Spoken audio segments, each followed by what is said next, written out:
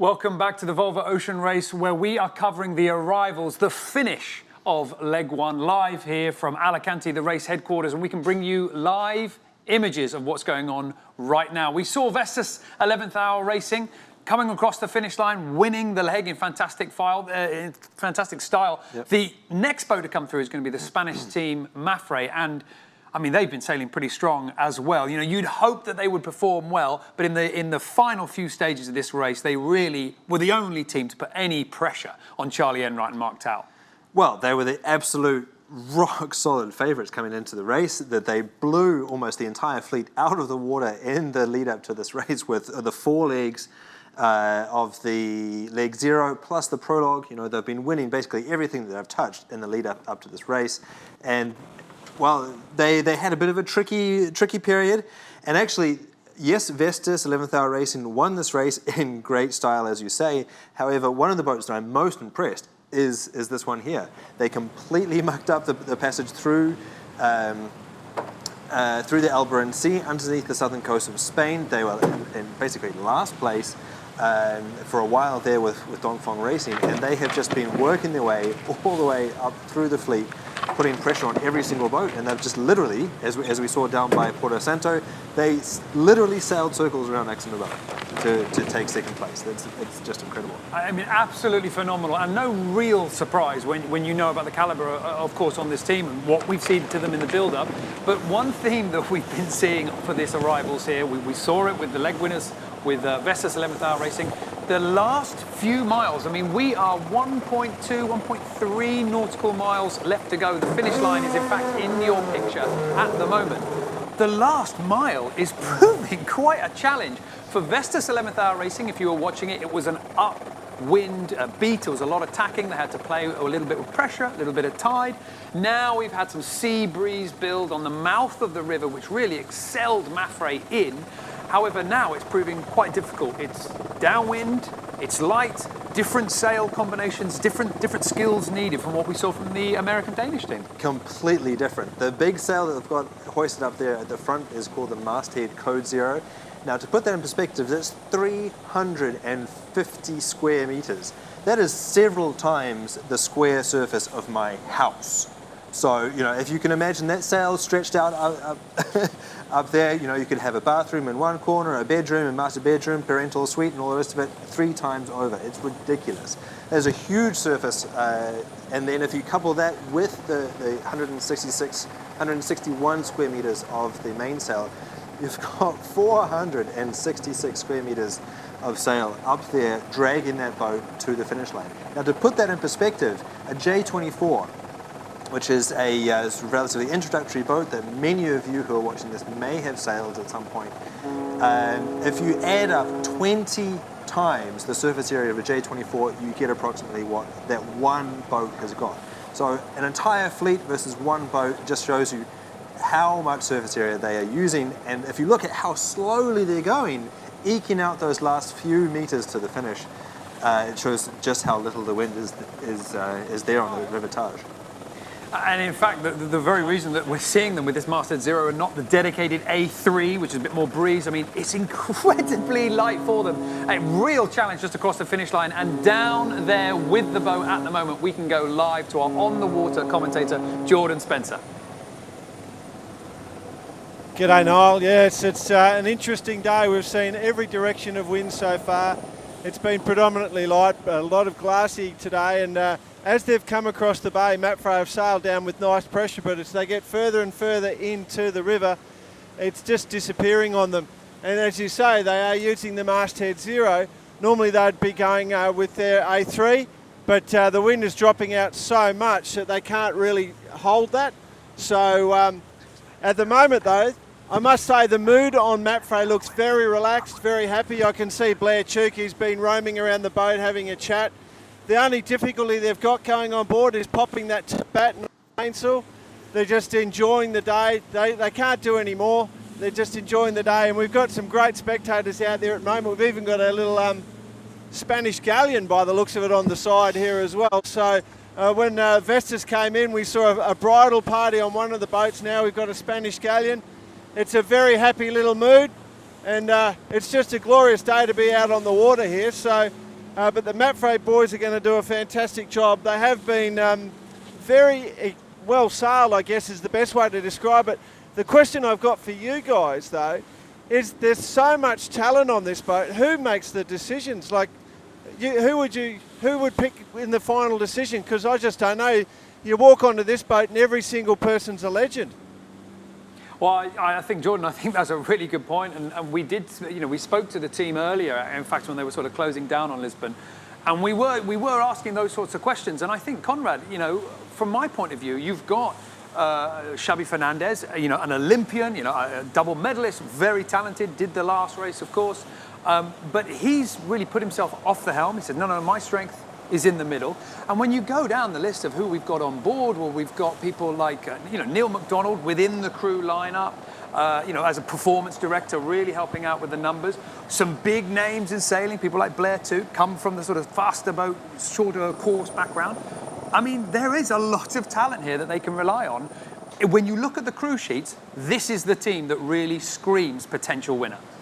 It absolutely does. They've got so much talent, and the key thing is how to use that talent in an effective manner. That basically everybody on board has got a gold medal that they're stashed away in the cupboard, or a world championship, or a previous Volvo Ocean Race win. But all of that talent on an individual basis counts for absolutely nothing if they can't get to work together. And I think that that's one of the things that really points out to me the difference that Xavi Fernandez brings this time round.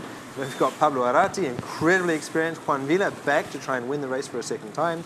Rob Greenhouse, who clearly a British sailor, but I would love to have his bicep because he brings so much power and so much experience. You've got medalist Tamara Echegoyen, Sophie Sisek, who did the race last time with SEA. That just screams absolute talent. And that's, of course, without talking about Blair Tuke. I'm a little bit partial to this sailor because he's a Kiwi. He brought the America's Cup back to New Zealand shores with Emirates Team New Zealand and his buddy a long way back at the moment on Brunel. But the thing that I see happening differently this time around is that Xavi is really a team leader. Well, I mean, just as you say, an unbelievable caliber of team, but of course they have got this problem that we're seeing right now. The breeze on the course is really light. They are within 1 mile of the finish line. They've got an unbelievable flyby happening right now. Don't be fooled by the sails on those ships. It is not, it is just there for show. MAPFRE, the red sails on the top left-hand corner, has got to work hard for any available pressure coming down here. Now, Conrad, something you were talking about here, and I wonder when we get a shot on board, we'll get confirmation of this. We're using the masthead code 0, as we can see. There we can see it. It's pretty tight in. We're talking about going downwind, but it's hard to do with these sails. You've got to sail the angles. Exactly. Now, sailing angles is something that will be familiar to sailors that have sailed high-performance boats, but completely foreign and actually quite complicated to explain for those of you who haven't stepped on board a fast Planian boat. Basically, what happens is when a boat is going fast, the wind comes more from the front of the boat than the back or the side, wherever the true wind angle is. And the tricky thing about that is that it means that you end up trimming the sails on almost for going upwind, even though when you're going downwind in the light. And that's because boat speed is basically equivalent of wind speed. Right, well, I tell you what, we can actually dial into the boat right now. All the team, as you can see, I mean, they're not moving around too much, but they are concentrating. And in fact, no one's really got the time to talk to us. But no matter, because we have on board our front-line reporter. We've got Hugo Fenoya on board. Hugo, talk us through what's happening right now. The last few miles seem pretty difficult. Hi, everybody. So we are more or less 1 mile to the finish line, and yeah, the atmosphere in the boat with the crew is all concentration. It has been very difficult last 10 miles, where we have no wind, the boat speed is very low, and the crew is thinking just in arrive because they are very close, but it is taking long time. Ugo, we can just see you there, just poking out of the hatch. If you can just give us a wave towards that helicopter. And I'm just wondering, with all these sort of problems that we're seeing, just getting across that finish line, it's very light, but the crew, really, this is just part of the course now. They know they've done enough. Second is there. Are they starting to feel satisfied? Yeah, the crew is very happy, but they haven't crossed yet, so they are worried about the others have been getting closer the last miles. Although I'll just say the second is there, and if all goes well, they will got it. All right, thank you very much, Ugo, and thank you for taking the time. Conrad, it's no great surprise that none of the sailors really had the time to put on the headset and take time out, because everybody's up on deck. Eyes out of the boat, eyes in the boat. There's an awful lot to do to creep this ocean-going, heavily built boat through the light airs. It is, and I'd actually like to talk a little bit about what our on the water commentator referred to. Actually, one of the problems that these boats have when they do a maneuver, either a tack or a jibe, in these really light conditions. Check it out now. You can see that Blairtook is standing up and grabbing hold of the boom. It's almost like he took the words out of my mouth. The problem that they're having is getting the top of the mainsail. Remember, these boats are quite different from the average one. They've got a square top mainsail, and that requires a gaff batten, or triangular batten, that holds up the top corner of the sail. And it's under a lot of pressure. And actually, when they've got the sail sheeted on, well, there they go. They took the words out of my mouth again. When you've got the sail sheeted on so hard, it's hard for the leech to release and allow the top of the sail to flick through. So what they're doing now is they've taken the pressure out of the main sheet. They're going to flap the boom backs and forwards and try and get the top of the sail to pop through. Otherwise, it's pulling the wrong way and is completely stalling and depowering the whole mainsail. So a lot of work to get that main working in the light breeze. Certainly, we've seen that from all the teams as well. This is the layout. This is the final agonizing mile that MAPFRE have to sail through. We saw Vestas 11th Hour Racing sail into some deadly light patches, but that final little bit, they had breeze. Well, it's completely the opposite now. We're downwind, not sailing upwind, and the breeze is just dying ever so close to the finish line. We're going to dial into the racetrack in a minute. We're going to have a little look at the tide direction and see whether the tide is now helping them across. Because, as you can see from their trail, the white line that they're making, that jibe back, they're really not closing down on that finish line at all. It's absolutely horrendous.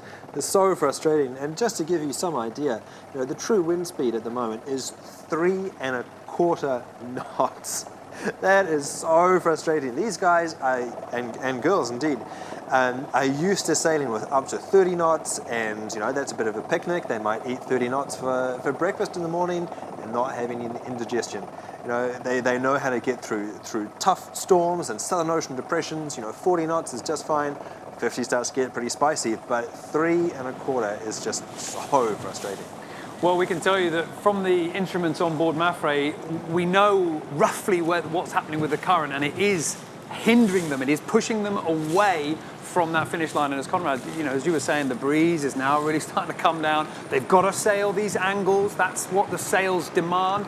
And that really just puts you side onto the current, and now you're just being pushed all the way away from their goal. So, they've got a big buffer. Second place, they look very strong second place. However, behind them, coming into the mouth of the river at the moment, we do have a Dongfeng race team. Dongfeng is around about 2.6 nautical miles behind them. So it's pretty comfortable, but you don't want to stop just yet.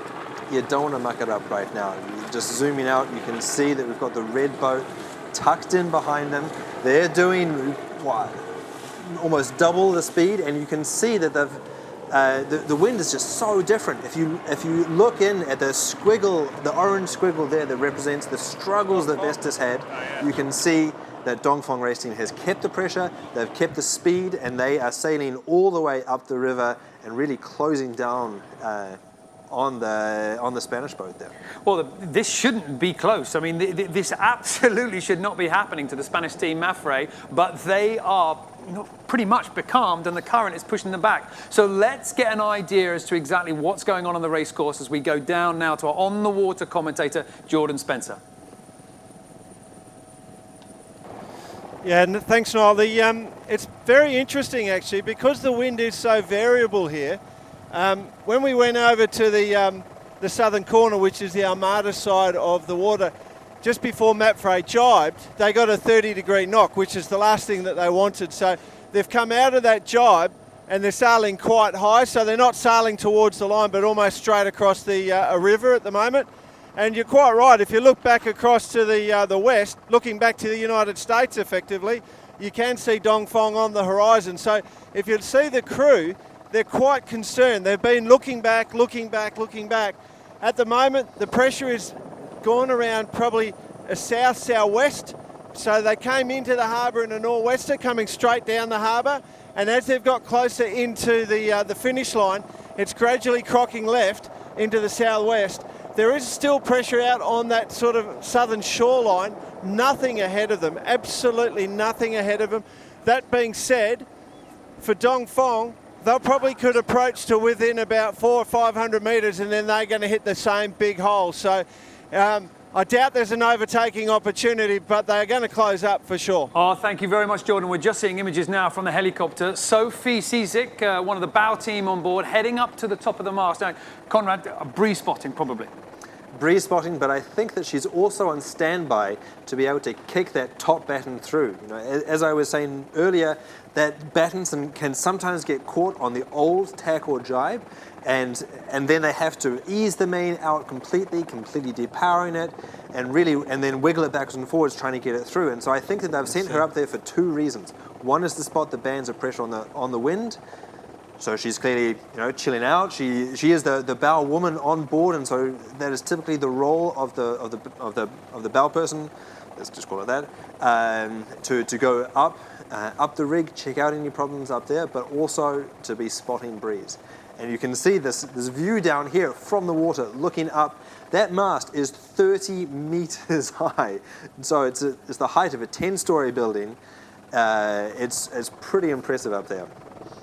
Well, it's interesting to note here at this point, Sophie Cizik, now part of MAPFRE, was a part of Team SCA, and I do remember Team SCA in the import races of the last edition doing exactly what we're seeing here, up on the mast, kicking the batten. So I think you're right. I think it's about battens. If it was about breeze, you'd guess they'd take her right to the top, so you get that clear view. So they're thinking about meters now, aren't they? They are thinking about every tiny little bit because, well, they're going slowly. In fact, if you take a look at the top of the mast now, you can see the wind instruments that are providing all the information to the sailors down below, and also, rather cheekily, being beamed back to us here in Volvo Ocean Race headquarters. And you can actually see the cups underneath the black arrow, the little wind cups spinning around, and they're spinning slow enough for you to see them individually. That gives you an idea as to how slight the breeze is. It's just about registering 3 knots at the moment. Sophie's up the top, having a little bit of a look around to try and find this breeze. But one thing that she will be able to see very clearly, Conrad, is Dongfeng Race Team, and they might be starting to feel nervous. Well, absolutely. You were talking about chasing meters. Well, it looks like there is two miles in between MAPFRE and Dongfeng at the moment. If you convert that to meters, it comes down to 3,704, which actually is not that much, and it is closing all the time. Now, it's our job to make this sound exciting, and frankly it is, because I'm a sailing geek and I find this pretty cool. But the distance is closing, but that's because Dongfeng is out in fresher breeze. If they were to even close down all of that distance and eat away the advantage that the Spanish boat has, if Dongfeng gets to where they are now, well, clearly they're in the same winds and they probably won't pass them. So don't look for Dongfeng to be sailing the same route as MAPFRE. You can see that the MAPFRE has the white line on the tracker, Dongfeng has the red one. Look for Dongfeng to be doing something different in an effort to try and squeeze past them on the line. Well, you can see that MAPFRE, the Spanish team, has slowed down at the moment. We're going to stay with virtual eye. We're going to stay with pictures. We're going to keep bringing you the progress of the Spanish boat coming back there. We're going to take a little bit of a break here on the commentary booth, just for about 10 or 15 minutes, but we will stay with the imagery and we will keep this race going live for you. Will MAPFRE make it across the line in second place, which arguably they deserve, or will Dongfeng Race Team move up from being last at the early stages of this race to then claiming a second place? Stay with us. We'll be back in a moment.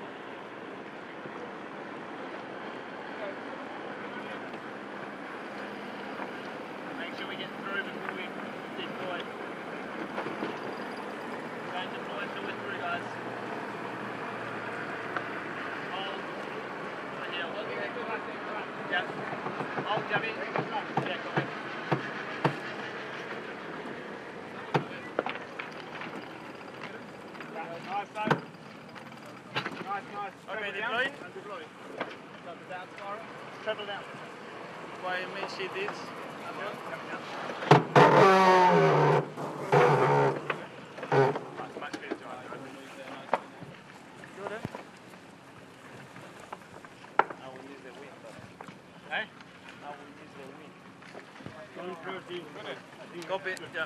Happy to come up. Quite tough. Trevor's not bad.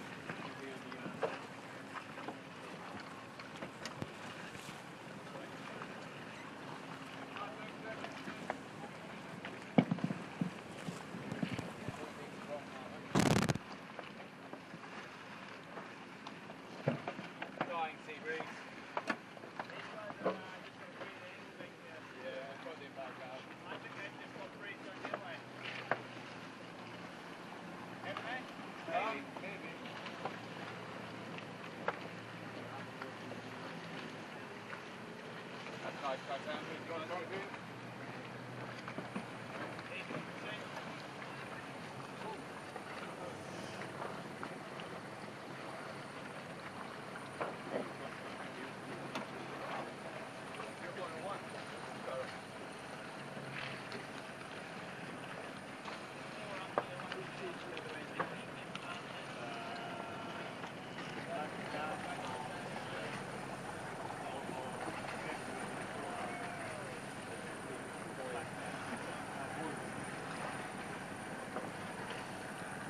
Coming down a touch, Xavi.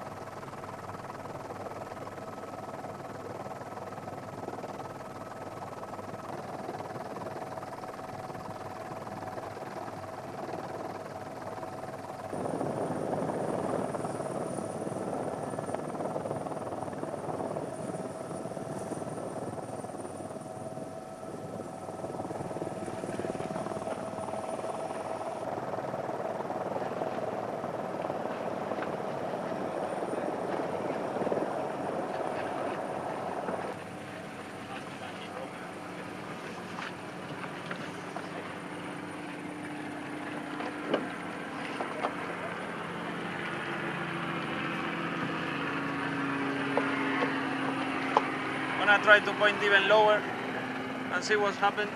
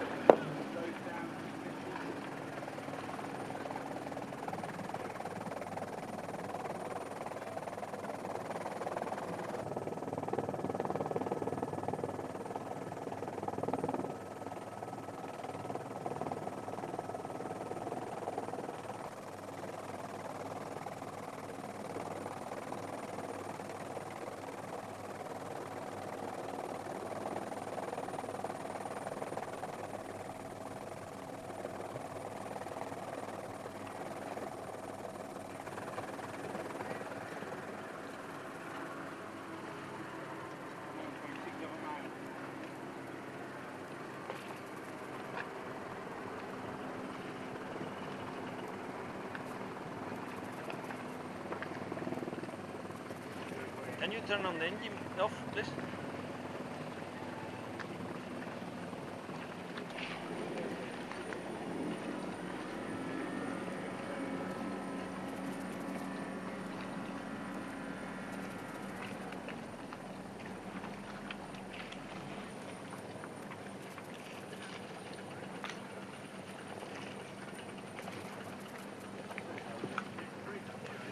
Coming up a little bit.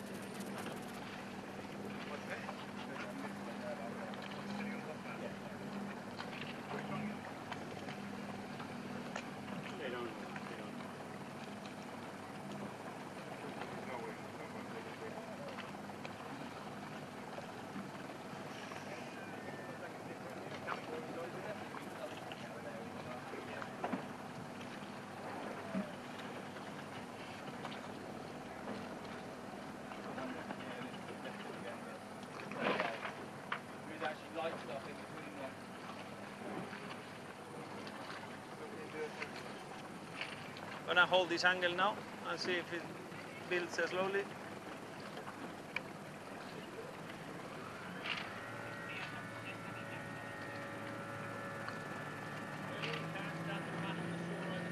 Hey!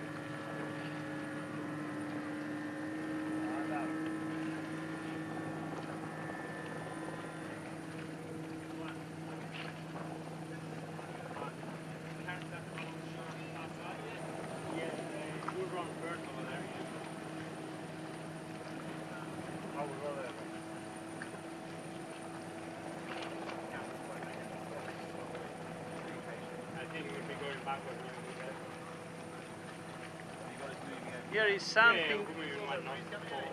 Something is coming here. Yeah, but still, I feel something now. Yeah. That's approaching us more to the mark, so whatever. I think it's just whatever.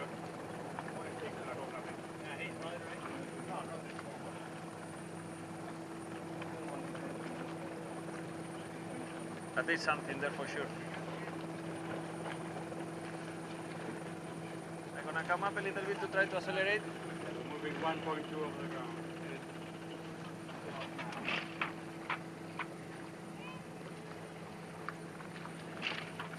There he comes slowly.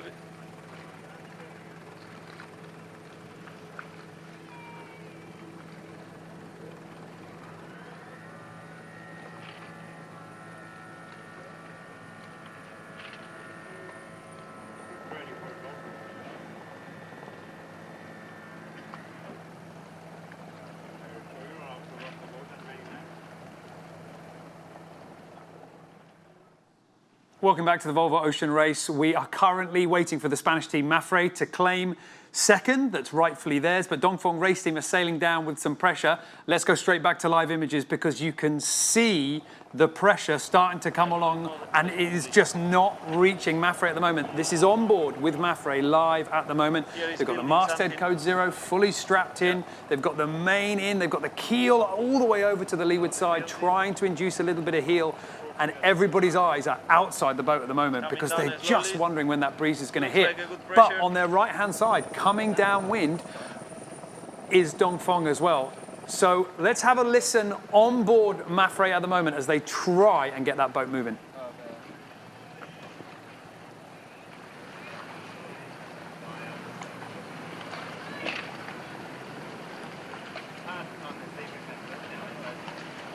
It looks like they've had an easier time down than us. Maybe they haven't. Well, they must have had the sea breeze that was coming in through Cabo Rato, through Cascades and everything. And we've had They must have that sea very easy and we had. and we've had anti-tide as well. Yeah.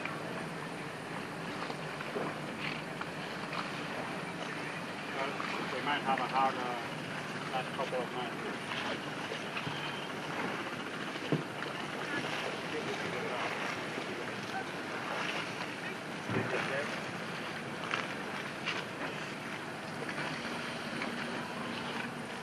Well, you were talking about the pressure building.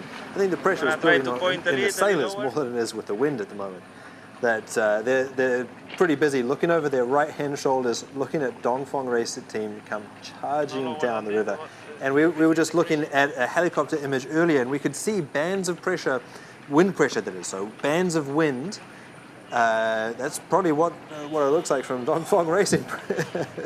And it looks like there's wind all the way between MAPFRE and Dongfeng Racing, but nothing between MAPFRE and the finish line. There's less than 3/4 of a nautical mile that stand between them and the finish line, and yet there is just nothing. You can see it's complete glass out all around the red Spanish boat, and yet look at the little rivulets, look at the dark texture on the winds that we can see here. We're turning now to the right, and I expect Dongfeng Race Team to come into shot.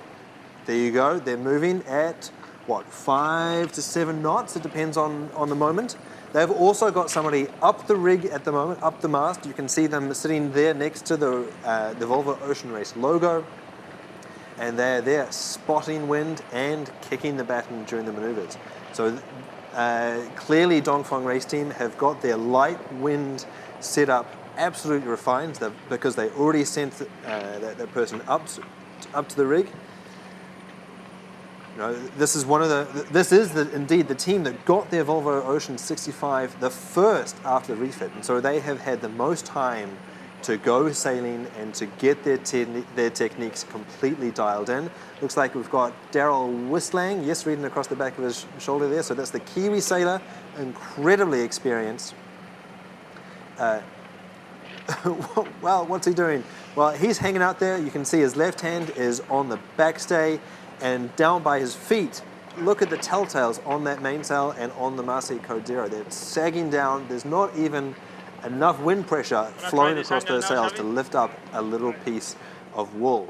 So you can see that he's looking forward there, and he will be trying to spot wind, and he will be shouting down to his teammates on the deck, telling them, well, it looks like he wants the helicopter to come over and give them a bit of a fan effect, blow some air into the into the sails there. Well, you can just see from that helicopter shot at the moment that, you know, the downdraft from the helicopter is probably the only breeze that any of these sailors really can hope for. Just look up at the distance on the right-hand side, down the river, towards the finish line. There is nothing. But do not underestimate what we're seeing here on board Dongfeng Race Team, struggling to move compared to what we saw a moment ago with the Spanish team MAPFRE. Dongfeng Race Team are actually moving. They are traveling through the water. Right now, MAPFRE is experiencing almost no breeze at all. They're barely moving at all, about 1 knot they're managing to make, whereas Dongfeng Race Team at the moment, they're in about 5-6 knots of breeze and managing to get 6 knots across the ground, speed over the ground. They're managing to make some progress. So at least we're going to see some compression. We might see a bit of a change. I mean, the chances are slim, but MAPFRE will be working. The chances are definitely slim, and I can tell you that if we see a change, we're going to see some tears as well, because MAPFRE have been fighting for their position all the way along this leg. Now, we're zooming in on the front of Dongfeng Race Team. This is one of the things that I've been talking about all the way through the light air patches of leg 0 and leg 1. What the sailors do in these light air conditions is that they drag all of the sails up to the front of the boat, and they even plant their butts in the front of the boat as well. They even sleep up there when it's the off watch. And the reason that they do that is because they're trying to put all of the weight in the front of the boat. That depresses the bow. In some cases, that can lengthen the waterline of the boat, which makes it go faster, and it also pushes the front of the bow into the water, which picks up the back of the boat. If you can imagine a seesaw, now the back of the boat is very flat, and there's a lot of boat that gets dragged through the water at the back. And so by pushing down on the front, you actually reduce the amount of boat that's sitting in the water and helps to accelerate the boat in those light conditions. Yeah, fantastic. We're getting a great shot there of the stern. You can see that because they have been able to pick up the back of the boat, you get a nice clean wake. So that means that the water has been smoothly running underneath the surface of the boat from the bow all the way to the stern, and it naturally releases cleanly. Clean like a hot knife through butter. It's beautiful. And that is the least draggy configuration that they can set the boat up with right now. On board the boat at the moment, we can see at the back, as the crew are trimming the boat for maximum speed, Charles Cordrelia, the skipper, on the helm. We've got Stu Bannatyne providing the power for the leeward winch. And I think that was Carolyn Brower just trimming the masthead code 0 right now. But up the top of the mast, we saw this with the boat ahead of them, MAPFRE, a crew member up the top, Daryl Wislang, looking forward, trying to find that breeze. And you can just see they have really closed down this distance right now. They are just about to windward now of the Spanish boat MAPFRE. MAPFRE are stuck in a hole. The image you can see there, absolute glass around the Spaniards, where Dongfeng have really got the pace right now. There is a hole in the breeze. The challenge for Dongfeng to try and make this stick is to sail round them. But Conrad, some big speed differences. Exactly. There's a delta or a difference there of 5.5 knots. And in fact, the thing that's really difficult here is that if you look at the angle of MAPFRE, even though they're moving at 2 knots of boat speed here on the tracker, they're going to have to jibe again, and it looks basically like they are dead downwind to the finish line. That means that they're going to have to do 1, 2, maybe 3 more jibes to actually get across the line, and they are absolutely really exposed at the moment. So if Dongfeng Race Team can manage the position within the Taj River here, find the pressure with Daryl Wislang up the mast, it is possible, it's unlikely, but it is possible that we can get an upset here. Well, I can't believe that we're actually talking about MAPFRE here losing second. It was an absolute certainty when they came into the mouth of the river, but we're starting to see a glimmer of a race to the line. Down on the water, we've got Jordan Spencer. And Jordan, I mean, what's going on out there? This is pretty hard for MAPFRE. It's devastating for them, but the truth is there is actually a little bit of pressure. I can feel it. You can't see it on the water, but I can feel it filling in from the south. So MAPFRE are starting to slowly get flow around their sails and slowly start moving forward. And as that happens, their apparent wind's going to start to build, and you'll notice that they'll start picking up speed, which is quite clear now. They're starting to move. Obviously, Dongfeng have sailed brilliantly down through the river, and they're still holding that line of pressure, but they seem to be lifting when I look back at them at the moment. If I was on MAPFRE myself, it's taken them so long to build speed and there's so little wind around. What I would do is just carry this direction, build as much apparent as I can before thinking about a jibe. And the only thing I would say as a caveat, as a tactician, all they have to do is position themselves between the finish and the other boat. And that's what they'll be doing. And I can tell you right now, there's a lot of eyes looking back towards Dongfeng. I don't reckon Sophie up the mast has taken her eyes off Dongfeng once. Everybody on the bow is looking back. And if you look down to leeward on MAPFRE, you'll see quite often Blair Tuke just hides behind the coach, or if he pops his head up and looks back. But if you look at their boat now, I'm probably seeing it on the B&Gs, that you'll see that their speed is slowly starting to build. There's probably two or three knots of breeze here. It hasn't dropped down onto the water's surface yet, but it's definitely there. Well, thanks, Jordan. And we are seeing that compression start to happen. It was 2 miles between MAPFRE and Dongfeng Race Team. Now it's about 1.3. So the pressure is building, but these are strong sailors and they will know how to deal with pressure. Well, they certainly do. And just to be clear, we had a little bit of discussion about pressure on the water, pressure on their shoulders. So you've got the pressure of expectation and the hope and the weight of the excitement of getting back out there and having another crack at trying to get on the podium and indeed try and win this race. But the pressure that we've been talking about is the wind strength. And so obviously these boats are sailboats, they need wind flowing over their sails, and that's the pressure that we've typically been talking about. Now, pressure, it's not just a word, it's a thing that we can see on the water. And it's kind of strange to think about the fact that we can see wind because it is transparent. And so we can sort of perceive its existence when it touches the water. Now, this is a great shot to explain this. The dark ruffled water that you can see there all around Dongfeng, that means wind because, well, the wind is blowing over the water and it's making this dark ruffling effect. In between Dongfeng and MAPFRE, there is a band of light pressure, of light water, clear water. That means that there's no wind blowing over the top of it, at least down at water level. There may be some higher up where those 30-meter masts are, but that band of light winds may actually be the saving grace for MAPFRE. That may be a barrier that helps to separate the two boats and allows the Spanish boat to get to the finish line unscathed, even though the stress, we'll try and avoid using pressure to confuse you, the stress is mounted on board MAPFRE. Earlier we saw all of the crew down to leeward on the left-hand side of the boat at the moment.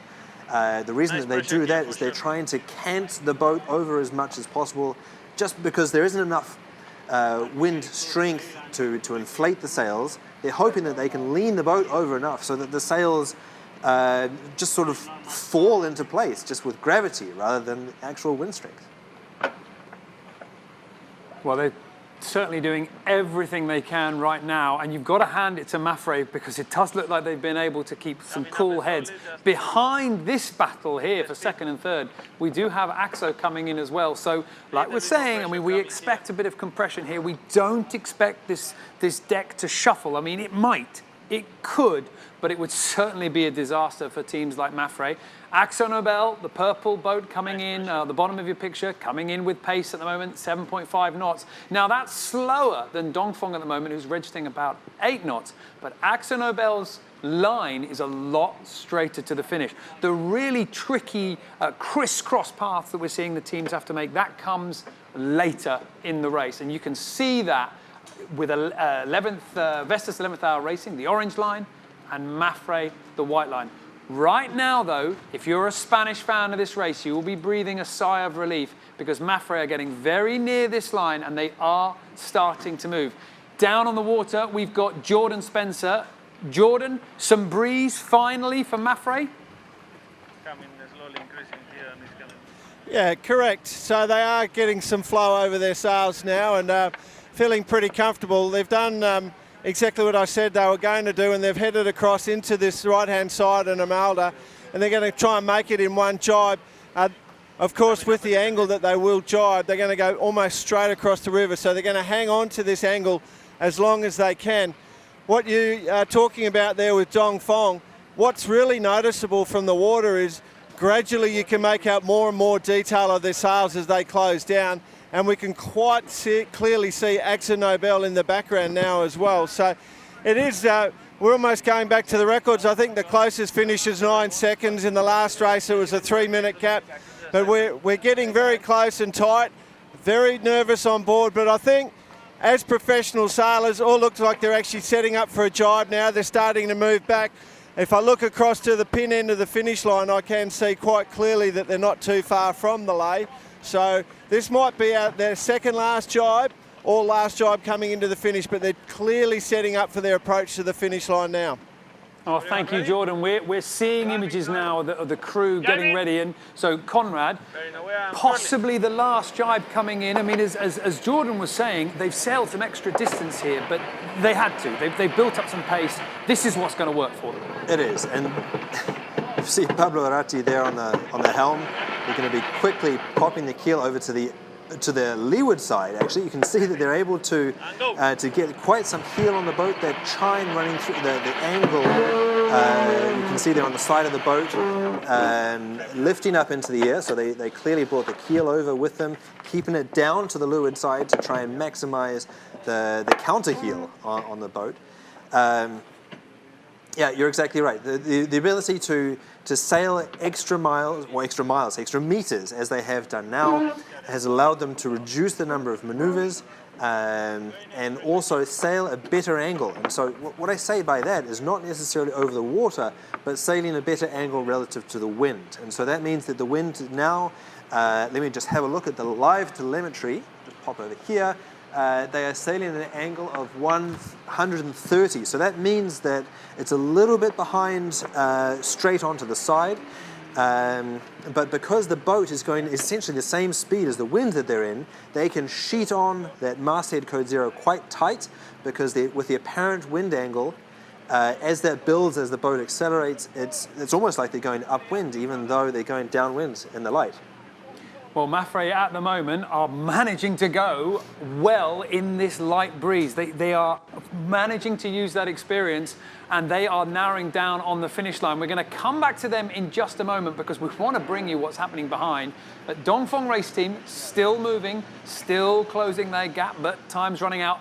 AkzoNobel still very much on that straighter, more efficient course, and we can now bring you live images as they're coming in. So, Conrad, it looks light for them. However, they've got that masthead code 0 up and eased as well. Exactly. They're sailing much deeper angles, which means that the wind is from further behind the boat than for the other one. One of the reasons that they're able to sail this deeper angle further away from the wind is because, frankly, they have more wind, which means that when you have the power of the wind pushing onto the side of the boat like that, that allows you to bear away, sail further away from the wind, and still maintain some forward traction. What's been one of the reasons that we've been seeing the other boats sail higher, more upwind, is because, frankly, there's just less of it, and so you need to approach the angle of the wind and sail closer upwind when you have less wind, just to keep the boat moving. And then the struggle after keeping the boat moving is actually where you point it. So these guys are actually feeling pretty rich at the moment. And certainly closing down on the boats in front, or at least we are going to see another compression, because AkzoNobel right now, they were second at the early stages of the race. They were brave with their tactical calls. They sailed really well. They've been pushed back into third, then pushed back into fourth, but they have proven that they've got some real speed right now, and they've certainly made Dongfeng Race Team and MAPFRE work for it. Dongfeng Race Team, as we move our way back towards the front, closer to the finish line, they're moving along nicely. We've got 7.6 knots out of the boat at the moment, and certainly that jibing angle looks a lot healthier than anything that we've seen MAPFRE do over the last half an hour. But MAPFRE right now are getting towards the finish line. 5 knots, and Jordan Spencer's down on the water. Jordan, MAPFRE, are they going to cross this line? Do they need to jibe? No, I don't think they're going to need to jibe at all. I kind of think the tide's swung around now, guys, and they're actually going to be able to just reach down onto it pretty comfortably. The pressure is built as well. If I look at their sails, they're definitely getting quite a lot of pull now from their masthead 0, so they look quite comfortable for speed. There's good flow around the boat. I tell you what though, Dongfeng closed right up, and they did manage to skirt that little dead wind zone. There's still dead wind when we're looking at MAPFRE to the left of them. There's actually very light winds, but MAPFRE have got enough apparent wind in the boat to carry through on this line. Their distance now is probably 100, 150 metres to the finish line. They're actually lining up just inside the pin. It's going to be a clear run straight into the harbour. I suspect what they'll do is they'll run square as they go through the line, furl up their genoa. And as we look back at MAPFRE, you can see Sophie's coming down off the mast now, which tells you they're pretty confident that they won't be jibing again, because on the last jibe, she had to kick that mainsail pretty hard to get those battens across. It was quite an effort for her. She's got a good smile on her face now. They know they're going to be second.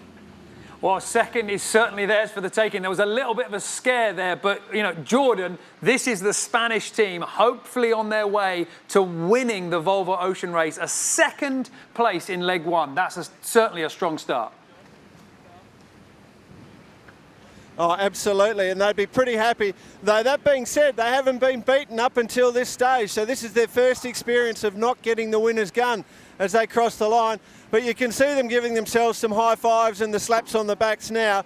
So the relief is palpable, let us say. They definitely were nervous. And Dongfeng, I look back, they've had to jibe back and stay on that shore. They tried to run square at the line, use the tide to come to them, but now they've gone back to hunting for more wind. So that and here's the square away as we see MAPFRE come across the line. It's all done and dusted. They've got about half a boat length before they close, and I would say that they have completed the race for leg 1 of the Volvo Ocean Race. As they cross the line in second place on leg 1.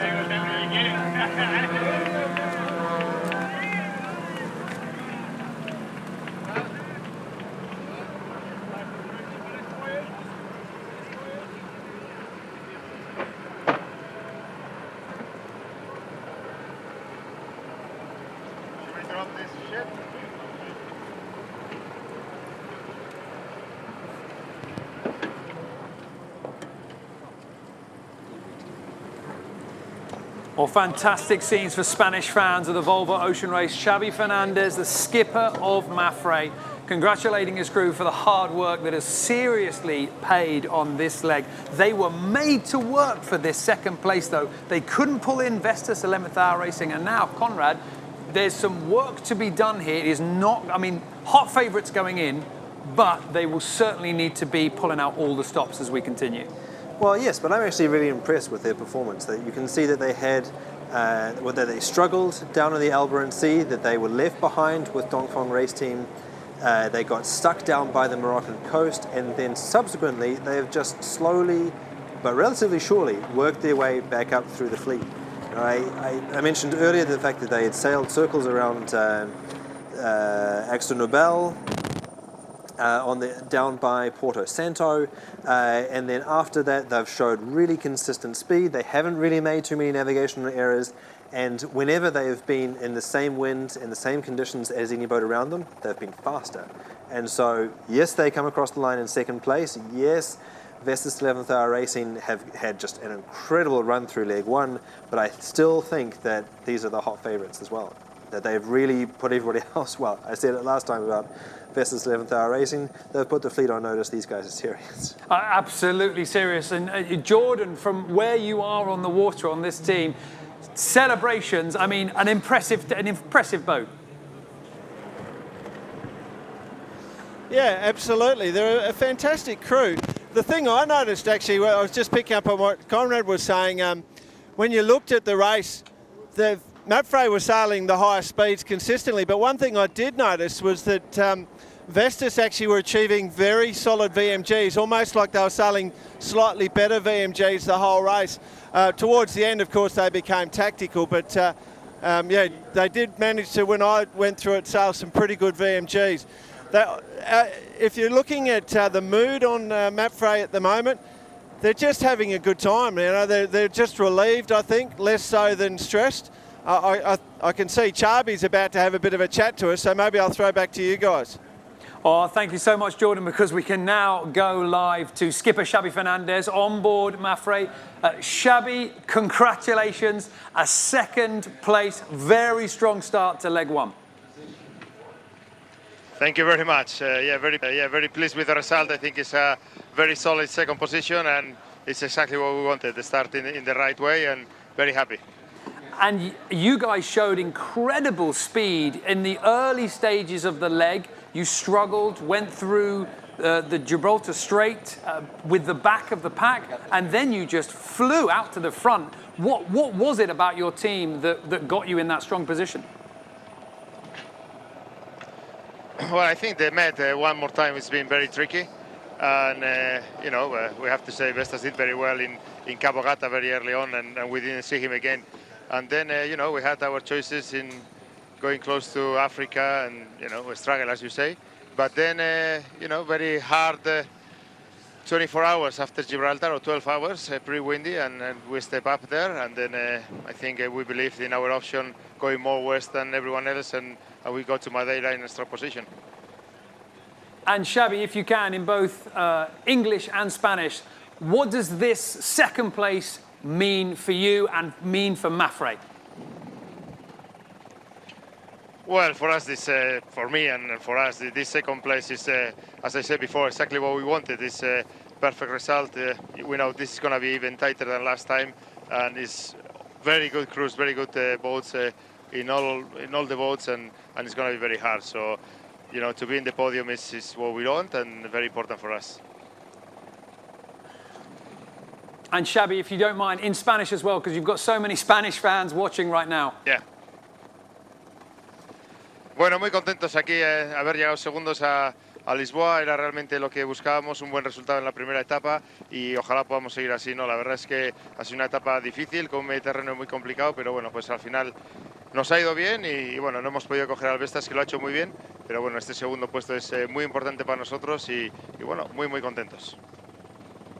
Xabi, thank you so much for letting us on board and see the celebrations. I will let you get back to helping the crew get the boat back to the dock. We'll see you there. Thank you. Well, Xabi Fernandez, skipper of MAPFRE, as the boat now drops their main. Second place, Conrad. It's a really strong start. And there's a lot of pressure going into every team into the Volvo Ocean Race. You've got sponsors, you've got friends and families, everybody you want to satisfy, including yourself. But this team definitely had the weight of expectations. Well, they certainly did. You know, that they got everything right this time in the lead up. That they've got Xabi Fernandez, the skipper that we were just talking to there. This is his 5th Volvo Ocean Race. It's not quite the 8th that Bauer-Becking has. However, he's coming well ahead of the legend, the evergreen Dutchman that's in behind him. But this is really, I think, talking with Xabi before the start of the race, this is the one that he feels that they've got right in the preparation, and it's never going to get better than how they're lined up this time around. And they'll certainly be happy to stay ahead of this team right here. Dongfeng Race Team in the final few miles towards the finish here really put the Spanish double Olympian under pressure. Now Dongfeng Race Team lining up to take 3rd in leg 1 in this edition of the Volvo Ocean Race. And I mean, this has got to be one of the most impressive results that we have seen, because Dongfeng Race Team managed to sail right the way through the fleet. They were really congesting, constantly pulling away from teams when other people struggled. Some boat speed, there's some boat speed magic on board. There might be a little magic juju on board, that's for sure. They were last coming through Gibraltar Straits. They sailed incredibly well when the wind was up, when they had lots of wind, and as you say, they sailed completely through the fleet. And here it looks like they've secured the 3rd place on the podium. Remember, last time in the Volvo Ocean Race 2014-2015, this team had a massive challenge in front of them, that they had 3 Chinese navigators on board. Charles Couturier, it was his first time as skipper on a crewed boat. You can see him there at the helm. And basically, he had to do 2 things. He had to build up a competitive Volvo Ocean Race team, and he had to teach some raw, well, almost novices. They'd sailed some before, but never offshore. They had to take that raw Chinese talent and sculpt it into something that was useful for his team.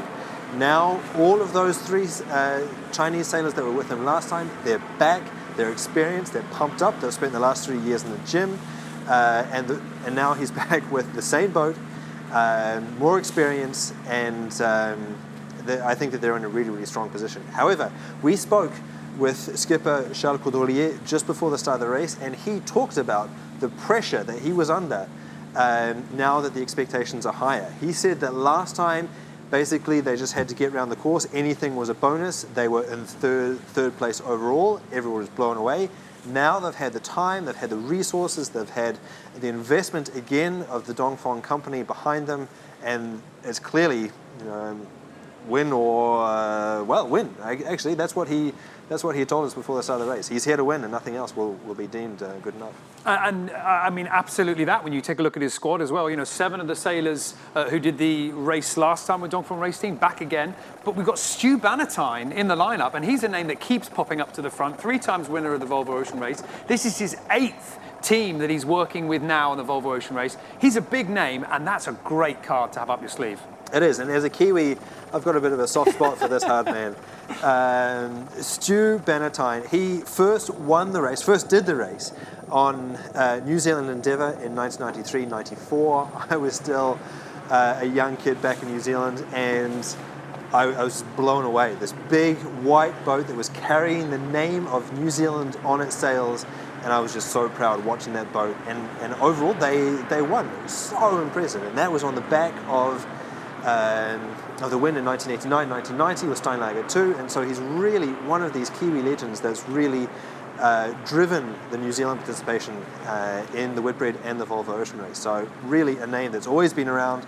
And let's talk about what he adds here. He came onto Elva Medica in the last race, particularly to bring experience for the Southern Ocean. Now, this was a young rookie team. They had struggled in the earlier legs. And who was the first boat, Niall, that led around Cape Horn? Elva Medica. With Stu Bannatyne on board. And so clearly he's a clutch player. He's got a lot of experience. He's a big, hefty, strong guy. And he's one of the great guys that brings a lot of experience, who's never had the role as a skipper, but has always been part of winning teams. And right now, he's one big reason why this boat is coming into this finish line in third place, a podium finish when it didn't look likely. Now you can see the finish line on the right-hand side of your picture. Dongfeng Race Team was sailing down with fantastic pressure, really closing down the distance with MAPFRE. Now they are treated to the light winds, but Axel Nobel behind them is suitably far back, and the finish line is just a few boat lengths away. And down on the water we have Jordan Spencer. Jordan, a podium finish for Dongfeng Race Team. Strong result. Absolutely strong result, and you two are exactly right with the chat about the boat speed that this boat has displayed. They had some boat speed last race around, I remember, and they've absolutely kept their notes and brought them forward, and they've managed to really send this boat very quickly. It's been quite noticeable, and on their approach to the finish now, they're just carrying the very, very last of the breeze that's out here. If you want to know what it looks like, if I look back down towards the west, at the moment, the northern shore, the shore that the finish line is on, is the one that's just got nothing on it. And Axel Nobel is buried deep hard against the northern shore, and I reckon could be camped there for quite a while. Dongfeng are carrying what little boat speed that they have left to the finish line. So I reckon they're just going to creep over, and then it's just going to go all glassy behind them. But a fantastic effort by what is, as you said, a fantastic team. A lot of French sailors on board, as you said, and then the great man in the Kiwi, Stu Bannatyne, on board as well. It's certainly someone that we all have a lot of respect for, even though I'm Australian. I do want to point out we've got the makings of a very good joke going on between our team here. We've got a Kiwi, a Pom and an Aussie walking into a yacht race. You guys can do the punchline, but yeah, great team, great talent. And the other thing about the team on Dongfeng, a lot of them have come up through the One Design racing in the French sailing world, so they're very comfortable sailing One Design boats. I'd certainly, and Conrad, I mean, there's not only the One Design nature there as well, but that solo, offshore, minute little adjustments, it all pays off. Exactly, and the boat class that Jordan was just talking about is called the Figaro. It's a legendary event in France and is followed with almost as much enthusiasm as the big events like the Vendée Globe and the Route du Rhum. And these are One Design 30-foot boats, sailed solo, and it's really often called the World Championships of Offshore Racing, even though they're coastal races around the Bay of Biscay, the Irish coast, England and France. But basically, these close finishes like this are nothing new for Charles Coudrelier, even though this is only his second time in the Volvo Ocean Race as a skipper. It's his third time overall, and he has won that famous Figaro event that Jordan was just talking about. Now, if you can do that solo and you're able to convert that experience and that level-headedness to be pushing yourself all the way to the limit for hours on end, days on end, weeks on end, then just like Frank Camas, for whom Charles Coudrelier was an understudy when they won the race in Groupama back in 11-12, well, he's got all of the ingredients to try and get another French victory on the board. Well, this will be third place and is a very nice way to start the Volvo Ocean Race. And in the last edition of the Volvo Ocean Race, Dongfeng Race Team finished third. At times, they looked like they were going to take it, but, just pipped in the closing stages of the race. They broke a mast as well in the last edition. So they will be looking to do better than that. Really, nothing but a win for this team. They have the caliber. They have the desire to do it. And as they're showing right now as they cross the finish line, they certainly have the skill as well. Jordan, Dongfeng Race Team now coming across the finish line. A nice relief to finish this race on the podium.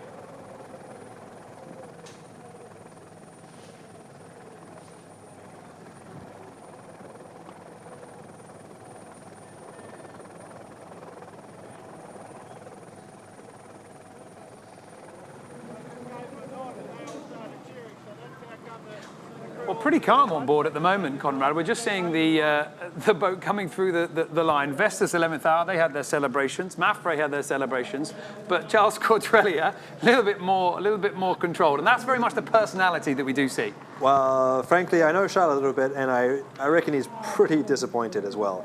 You know, it's a hard-fought race, and you know, while we here at Race HQ might be saying, you know, pat on the back, well done, Dongfeng, because you got back from last place. Absolutely. They were still there in last place, and they should not have been in his eyes. And so I think that it's going to be, you know, a tougher debrief than it will be on Vestas 11th Hour Racing. Charles Caudrelier and navigator Pascal Bidigori, they're incredibly experienced. And Pascal, notably, has been a skipper as well as navigator. The two of them are the brains trust of this team, and they're going to have a bit of a sit down and think about how they can convert that podium position into a win in the future. But they're both pretty emotional guys on board. There, the pressure starts to come off their shoulders, and they're giving a bit of a hug and a smile and a wave. But I don't. It's great to see, but I know those dour Frenchmen they're going to be. Maybe a little bit grumpy after tonight, but they can convert that back into energy for the future. It was certainly really interesting to watch the body language change with this team, and we're seeing celebrations at the moment, and rightly so, because earlier on we were seeing quite a few downbeaten sailors as they were struggling to get themselves out of that back four. However, they did do it. They did what basically Team Brunel have failed to do, left the rear of the race behind them and managed to link the gaps and sail all the way up into a nice third place. And I mean, you're absolutely right, their ambitions are much higher, but there is cause for celebration here, and hopefully a team like this can take the time to pat themselves on the back on the things that they did do right. Absolutely, a debrief has to take into the highs and lows into account. And one of the things that is really particular about this team, as I said, they were the first team to pick up their boat after the refit, and they have invested so much in trying to bond as a team. They've been doing judo, they've been working out together, they've been doing psychological analysis individually and collectively as a group. And I think that this team, they know how to come back. They know what it feels like to be in last place. They've been there before in the last race. They've been here again already in this race. And so if they can come back and psychologically still feel confident, then I really think that they can help them in the future. Well, I'd like, Jordan Spencer's down on the water. Jordan, I'd love to get your opinion on this here, because Dongfeng Race Team, a third place from arguably last, that's impressive. Yeah, I'm going to agree with you. That is impressive. It's a sign of a team that's got speed and a sign of a team that's got determination as well. And let's be honest, this is a 12-race regatta. They've got 12 stopovers to do. You're going to carry a third in your scorecard. It's a keeper result, so there's nothing at all to be disappointed about. In fact, a lot to be proud of. They just made one stuff up in around the Gibraltar Straits, and then work their way through. So it shows that they've got speed, it shows that they've got a quality team, and on a long leg they'll have plenty of time to get to the front. And I can see at the moment you've got Charles is on the helm.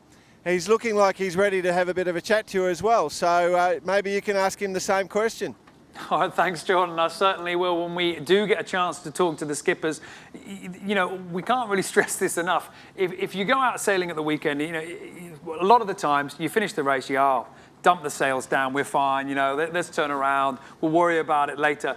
But this is leg one. We do have 11 offshore legs. We've got multiple import races as well. And I mean, how long do you think after they cross that finish line, do they think, you know what, in a week I've got to do this all again? Well, I think it's going to be in the forefront of their minds, and they are very, very aware of the fact that they've got a quick turnaround here, especially here in Lisbon. It is literally 1 week until they hit the start line instead of the finish line, and so I think that they're going to get right into recovery mode. They're going to eat well, they're going to sleep well, they might have a bit of a celebration tonight, but then afterwards it's back into preparation. And one of the key ingredients to getting the team turned around is their is their physical performance coach. This is a British guy who was with them last time, Neil McLean-Martin. He himself is an ultra-endurance marathoner. He lives in Chamonix. He knows how to play in the mountains, but crucially, he also knows how to play in the sea. He's been working with the British Olympic sailing team, and he is there. He's got magic hands. I spoke to him before the start of the race, and he said that he is able to work out all of the kinks in their shoulders and in their arms, and so look after them physically, but also help to look after them psychologically as well, and make sure that they're working together as a cohesive team, and that they're ready to hit the, well, it sounds a bit stupid, hit the ground running. They're a sailing team, so they'll be out on the water again and warmed up after this little sprint.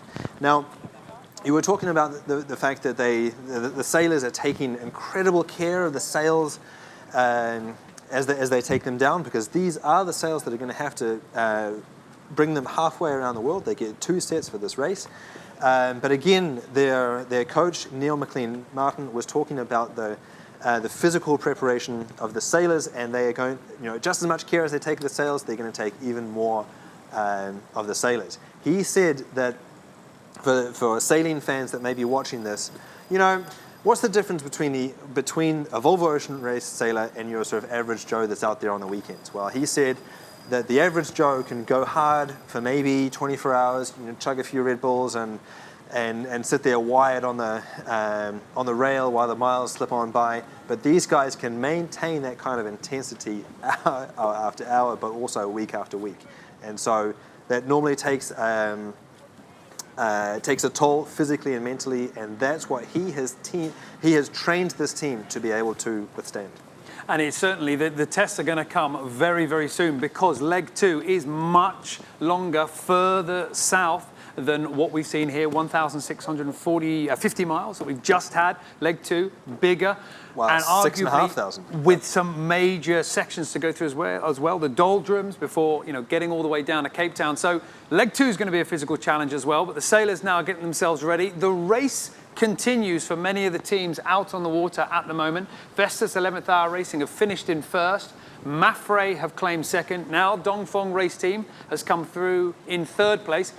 Behind them, we've got Akzo Nobel and also Team Sun Hunkai Scallywag, Team Brunel, and then Turn the Tide on Plastic in a battle at the back of the fleet at the moment. Well, MAPFRE are getting themselves to the dock, and down on the dock, we've got Amy Monkman, and she is with Neil McDonald. Thanks, Niall. So I'm here with Neil McDonald on the dock. We can see MAPFRE just coming in over there. Neil, that was a hairy moment out there. What was that like watching it for you? Not too stressful. I wasn't worried. No. I think it would have looked more alarming from the shore than it did from where I was. And you must be pleased with second place. You guys have done fantastically well. Leg 0, the prologue. Is this what you expected? I think it's a nice way to start. It could have gone either way. I think a race like that's very tricky. Boats can gain and lose places quickly, and I think we didn't start off on quite the right foot, but we've kind of come good at the end, so that's good. I'm pleased. And are you happy with how the team are coming together as a whole? I mean, obviously leg 0 was proof of how well the team are gelling, but once you're in the race and you're into leg 1, it can sometimes be a different thing. So watching it from the outside in, what was that like? I'm very pleased with the team. They're a strong team. They gel well together. Shabby's a wonderful leader. So no, I couldn't be more pleased. All right, well, we'll let Neil go back to his team as MAPFRE. We can see they're coming in now. Back to you, Niall. Thank you very much, Amy. Well, Conrad, Neil McDonald, he's a reserve sailor, but the performance analyst as well. He's a major signing for that boat. He really is. He's been around the world, 7 times, I think? And, pretty unflappable Brit there, Yep. And, really, when you talk about bringing in some of the big, major heavy hitters here, we do focus a lot on the sailors on board the boats, but actually having somebody like Neil McDonald who understands offshore racing in the actual front end, been there, done that, but then also can get behind the science of it. There's a good communication there. That's a really strong position. The shore side is often overlooked. It is. It's absolutely crucial, his role, as you say, with performance, because these boats are very tweaky, they're hard to sail well, and it's the crucial little details that make the difference out on the water. So it could be trimming the sail with 1 centimetre more of twist or the other, or finding a way to model correctly the shape of the sails, how many to put in, what are the crossovers, and so these are crucial differences. To put all of this in perspective, remember, Abu Dhabi won leg 6 in the 2014-15 race, 3 minutes behind. Dongfeng race team was there. Now, I'm a bit of a numbers geek myself, not quite to the stature of Neil McDonald, but I calculated that the difference in boat speed between the two boats at that point was 2/10,000ths of a knot.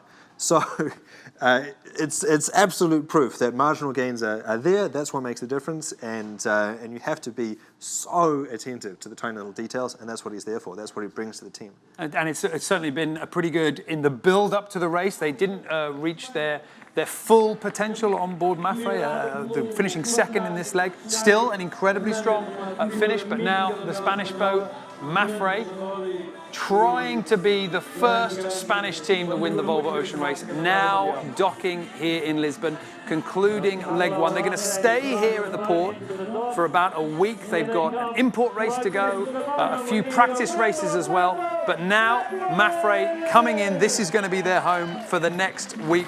They've been out at sea for nearly 2,000 miles, and this will be a very welcome return to shore indeed.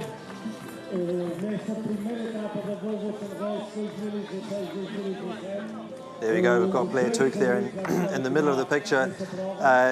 He's been doing the America's Cup for the past few years, and before that he was unbeaten for 4 years with Peter Burling in the 49er, the skiff class. Now, he's normally used to having a day out on the water and then getting home and probably having a burger and chips and then going to bed. Here, he's been at sea for a week. That's quite possibly the longest time that he's spent at sea, but since before he started his Olympic sailing. Before that, he's done a number of Sydney Hobart races, but they don't last a week. He sailed from Auckland to Fiji a couple of times. So clearly, we talk about him as an America's Cup sailor and as a 49er dinghy sailor, but he's actually got a couple of miles under his belt offshore. So it's not such a surprise that he's been brought in. Very, very happy indeed. But it was difficult to begin with. You had a difficult start, but you had to make some ground. The Mediterranean. Yeah, of course, the Mediterranean, as usual, very tricky. And, Vestas did very well going to Gata, and we were not fast enough to go there, and then we struggled a little bit, but then very good out of the Gibraltar. Everything was very well. Excellent, and you're happy for the many legs, but you're happy? Yeah, of course, very happy. We knew that's our goal, to start well. Last time we started with the 7th position, and we know that's not good, and that's the goal, to start well, and second year, third there, so good.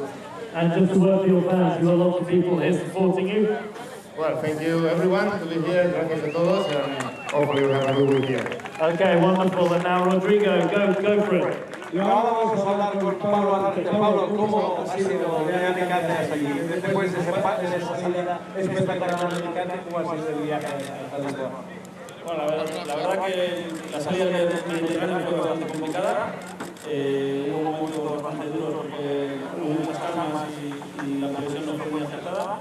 Pero finalmente conseguimos salir terceros, bastante pegados a las canoas y la verdad que muy contentos y después de ahí más de lo mismo, ¿no? Hemos ido luchando milla a milla. Nuestro primer objetivo era hacer Nova y que se quedase un poco atrás. Lo hemos conseguido y una etapa difícil, pero muy contentos. El barco y la tripulación ha sido siempre, ¿no? Genial, la verdad que estamos muy contentos, que venimos por el mismo espíritu que en Alicante y esperamos poder seguir así, ¿no? La verdad que muy contentos. ¿Quieres dar un mensaje que hay aquí a los cuadros de gente de España que ha venido a asegurarlo? Bueno, pues nada, que muchísimas gracias a todos por venir. Que nada, vamos a seguir trabajando y a ver si conseguimos hacer algo bueno. Gracias a todos. Gracias, Pablo. Congratulations, second place, Team MAPFRE!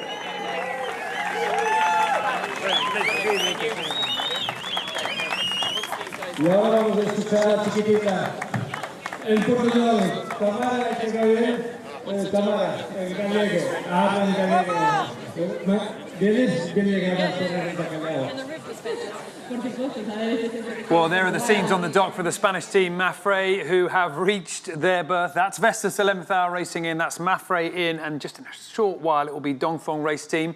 And let's take a look, as the Spanish team join their friends and family and celebrate, let's take a look at how leg one was for them.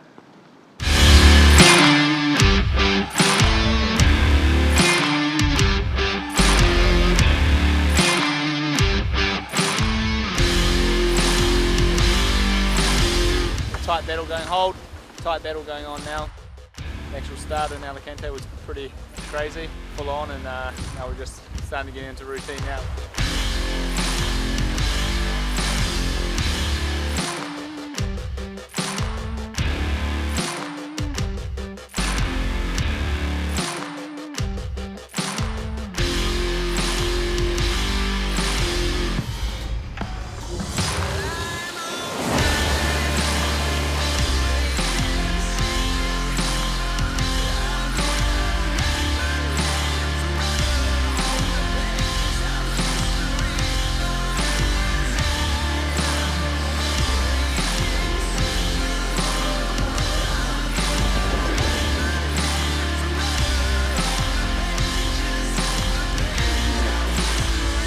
We had like 20 knots of breeze, and then we jibed and to head towards the waypoint that we've got to get to.